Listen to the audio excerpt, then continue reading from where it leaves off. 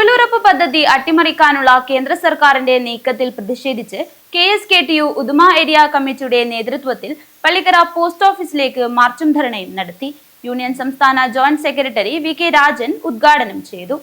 തൊഴിലുറപ്പ് പദ്ധതി അട്ടിമറിക്കാനുള്ള കേന്ദ്ര സർക്കാരിന്റെ നീക്കത്തിൽ പ്രതിഷേധിച്ച് KSKTU ഉദുമ ഏരിയ കമ്മിറ്റിയുടെ നേതൃത്വത്തിൽ പള്ളിക്കര പോസ്റ്റ് ഓഫീസിലേക്ക് നടത്തിയ മാർച്ചും ധർണയും യൂണിയൻ സംസ്ഥാന ജോയിന്റ് സെക്രട്ടറി VK രാജൻ ഉദ്ഘാടനം ചെയ്തു.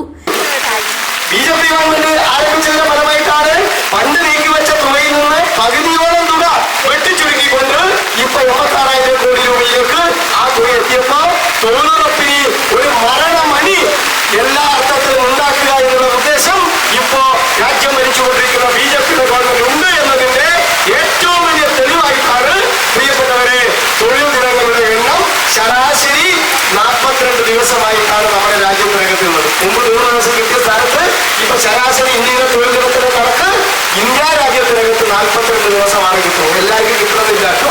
ഞാൻ പറഞ്ഞ ശരാശരി കണക്കാണ് ഇന്ത്യയുടെ കണക്ക്. അപ്പൊ 42 ദിവസം മാത്രമേ ഇപ്പൊ തൊഴിൽ കിട്ടുന്നു. അപ്പൊ അതിന്റെ ഭാഗമായി രജിസ്റ്റർ ചെയ്തവർക്ക് എല്ലാം തൊഴിൽ കൊടുക്കണം. ഇതാണ് നമ്മുടെ മുദ്രാവാക്യം. അത് കൊടുക്കണമെങ്കിൽ എത്ര വേണം? 2,25,000 കോടി രൂപയെങ്കിലും മിനിമം ബഡ്ജറ്റിൽ നീക്കി വെക്കണം.